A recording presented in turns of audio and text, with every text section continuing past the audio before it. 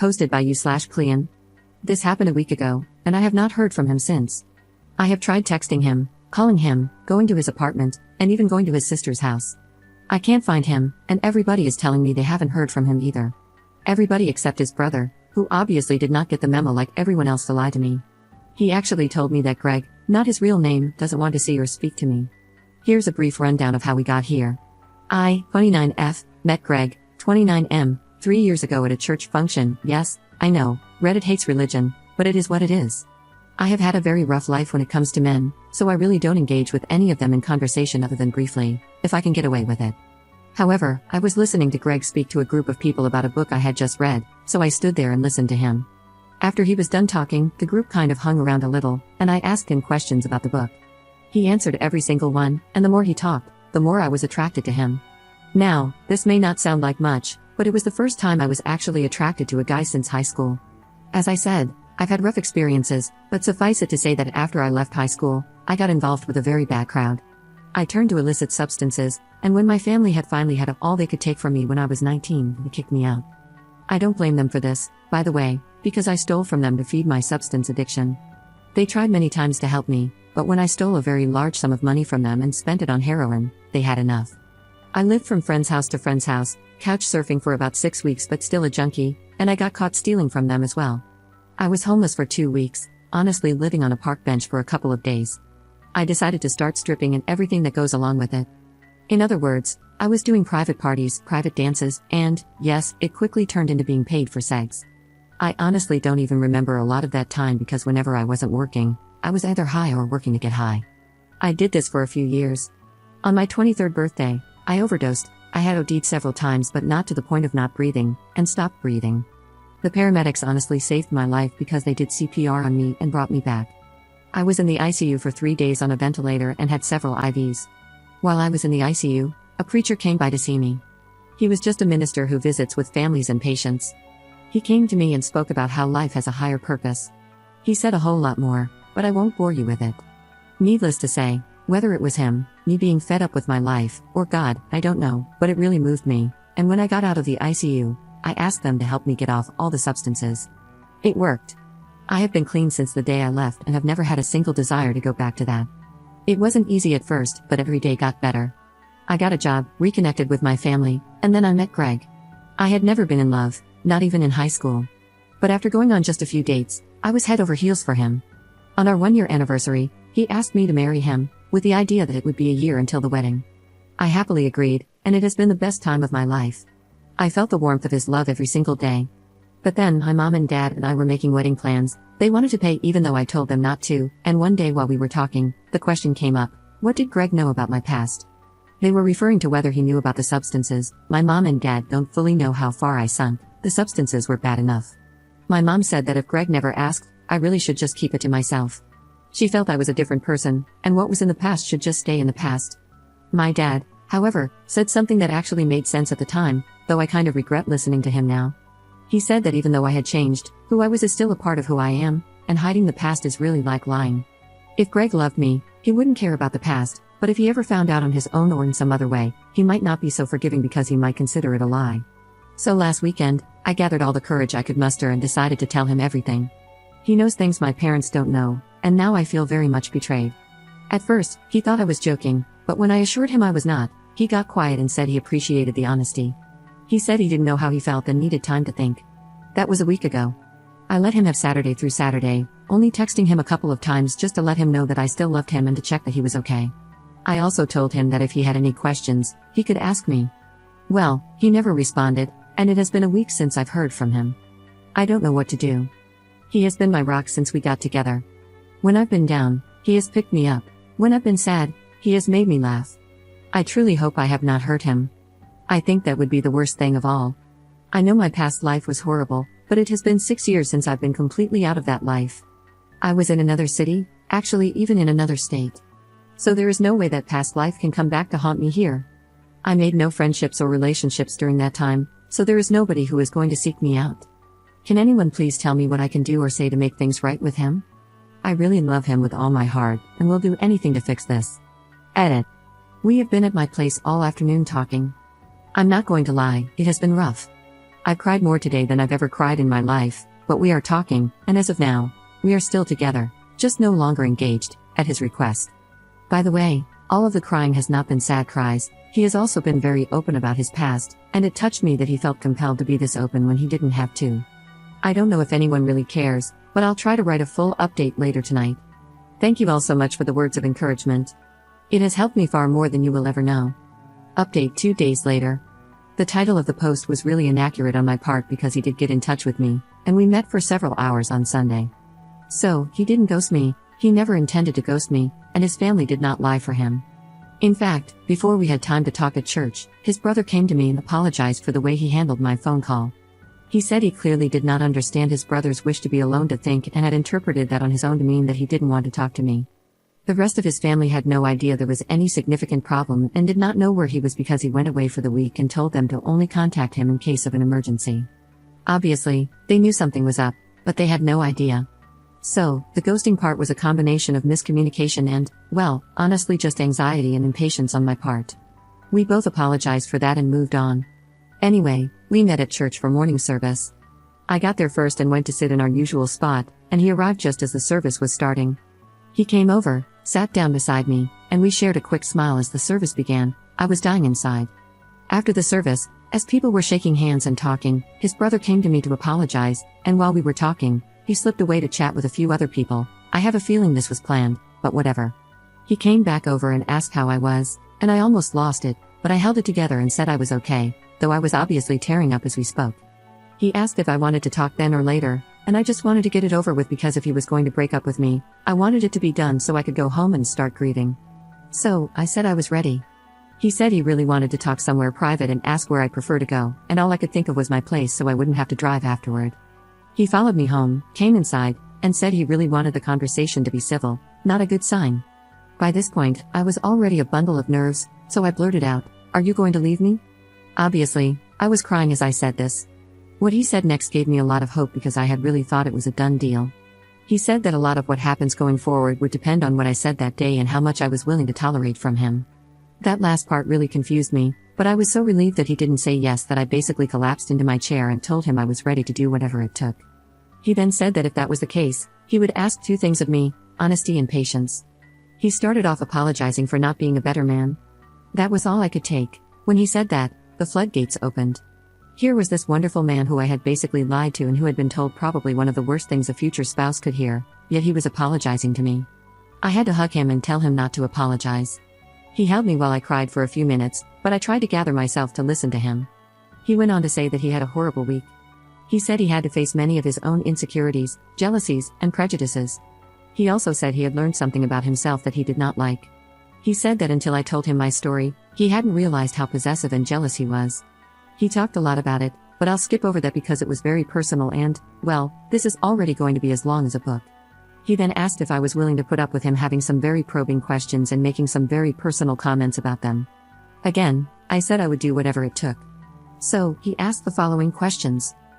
1. Did I use protection every time? 2. Did I have any sexual interactions in the city we live in now? 3. Did I have any idea how many people I had sex with?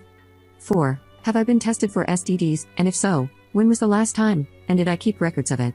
5. Am I willing to be tested again and even in the future? 6. Did I ever have sex with anyone without them being a customer? 7. What types of substances did I take? 8. When was the last time I took substances? 9. Do I feel any need or desire to take substances since the incident occurred? 10. How can I guarantee that I won't turn back to substances in the future? 11. Does sex have real meaning for me, and do I enjoy it, or is it just something I do to be close to him? 12. How much money did I steal? 13. Did I pay back the money? 14. Have I ever stolen money or anything else without it being for substances? 15. How can I guarantee him that I won't steal from him in the future? It took several hours to answer these questions because I often had to stop and compose myself, but I answered each one as honestly as I could. He often told me I didn't have to answer if I didn't want to and kept apologizing for asking, but he said he needed to know in order to move forward. He then listed his concerns and asked if I really wanted to work on them with him, saying he would understand if I didn't. I told him I wouldn't be there if I didn't want to try. His concerns were as follows. A. He is afraid that if times get rough in the future, I might steal from him or his family. Honestly, I was surprised by this, as it wasn't something I thought would be an issue, but it was the first thing he mentioned. To be fair, his family owns a business. They aren't rich, but they aren't poor either, so I guess he's worried that if he takes over, I might steal. B. He has an irrational fear that once a junkie, always a junkie. He said he doesn't know how strong he is and that it would be the end of him if we stayed together and I fell back into that world. C. He fears sex will be an issue going forward. He said he's had horrible intrusive thoughts all week. The fact that I've been with so many people and done so many different things makes him afraid that nothing would ever be special. He's worried he'll become bitter, feeling like we're just having sex for him, and that this would significantly diminish his desire for me. I listened to him and answered each concern as best I could. He acknowledged that many of these fears were things I could never fully guarantee, but he just needed to express them. I told him I understood and had already anticipated that some of this would come up. We spent several hours discussing everything, taking breaks so our emotions wouldn't overwhelm us. He went through a range of emotions, but I knew I had to let him if I wanted this to work. He told me he was willing to stay and try to make it work because he really loves me. Obviously, my heart leapt at this, and I cried again. You'd think with everything I've been through, I'd be tougher. However, he said he didn't feel we could go through with the wedding as scheduled and that he would like to end our engagement and continue dating, exclusively, for a while. He said that while he believes me and feels like he knows me, he wants to take the time to reassess everything from a new perspective. I took off my ring to give it to him, and for the first time, he broke down and cried. He told me to put it back on and said he just wanted to postpone the wedding, not end the engagement. I told him we could do whatever he thought was best. He said we'd tell people we were postponing due to scheduling conflicts and would announce a new date later. Then, we had to decide what to tell our families. He said he'd tell his family he was feeling pressured at work and got upset over a misunderstanding about time away. I told him I would say whatever he wanted. He said it was best not to tell anyone else about my past, except for our minister, as we are going to start couples counseling. We both agreed to this. As for my family, this was where the one problem of the day arose. He had assumed my family knew everything. I told him they only knew about the substances and stealing. He thought my parents should know because they are paying for the wedding, and canceling events might cause issues. He didn't want them to think it was just because I used substances years ago. It wasn't a deal breaker for him, but he felt it was the right thing to do. However, he said he would abide by whatever I thought best. I really don't want to tell my parents. What I did was bad enough, stealing and using substances, but if they knew I stripped and sold myself, I don't think I could ever look them in the eye again, and they have been so wonderful to me since I came back. In conclusion, this ended better than I ever dreamed possible. Yes, I know he has a diminished view of me, and he was really upset that I waited so long to tell him, but he said that once he gets over the initial shock, he will try his best not to bring it up again. He truly is a wonderful man, and I am so very lucky that God put him in my life. Edit. Wow, there are a lot of serious misconceptions being sent to me via DM about my life. Let me make this clear, I did not grow up in an abusive household. I was never SA'd as a child or teenager. I had a loving family whose hearts I broke through my own actions. I am blessed beyond words that they have accepted me back and have been nothing but loving and supportive. Both of my parents are my heroes. My mom was just trying to protect me, she wasn't trying to be my accomplice. Secondly, to address this here, if I wanted to stay with him, I had to let him ask me those questions. He gave me every opportunity to shut it down, and even several times while we were talking, he asked if I wanted him to stop. He was hurting, by his own words, from his own insecurities. Answering the questions, even as uncomfortable as they were, bonded us in my opinion because he actually engaged in conversation with me and listened to everything I said. Besides, some of my answers are not nearly as dramatic as some of you have believed. Second update 1 month later. First off, things have been great between us. I mean, there have been issues, but nothing that I didn't expect or anything that I can't handle. I'm still happy that he is in my life. When I last left off, he had asked me to tell my parents because he was afraid they would think he was being overly critical of a previous substance habit. But he also told me that he wouldn't make that a deal breaker, he just thought it would be a good idea. Well, after thinking about it more, I just felt like I did not want to have to tell my parents about that part of my life. I believed with all my heart that they would have supported me, but I just did not want to go through all the emotions of telling them. I explained this to him, and he was fine with it. He said he respected my thoughts on it and would never say a word to them. I decided on my own to tell them that we were postponing the wedding. I told them that after we had talked, he wanted to stay together and just wanted more time to think about things. I thought this was best because I didn't want him to be there to have to explain anything. If something came up, I did not want him to feel trapped. I told them, and they were disappointed, obviously, but they understood. He had given me money to give them to pay back their deposits, but they said they did not want it and told us to keep the money. I thought that was the end of it. Boy, was I ever wrong. He came over for Thanksgiving dinner. He had lunch with his family, and I was invited but could not attend because I didn't get off work until late and then had to help my mom make dinner. He got to my parents' house around 4 or so, and we ate dinner at 5:30. My parents, both sets of grandparents, and several cousins were there. Dinner went fine. We ate, and everybody was having a good time until my cousin, who is several years younger than me, 12F, asked when we were getting married. There was a long, it seemed forever, awkward silence, and he just sat there looking at me for guidance. He spoke up and said, "Probably next summer," to which my mother's mother heard this and, obviously, nobody had told her that the date was off. Well, she proceeded to ask if she had the dates wrong in her calendar, to which my mom quickly jumped in to say there were scheduling conflicts. Well, that should have been it, but instead of accepting that, my grandmother started asking about what scheduling conflicts there were and, if it was the church or minister, she was determined to get this straightened out. This went on for a good half hour, and I could just tell by the look on his face that he was sick of it.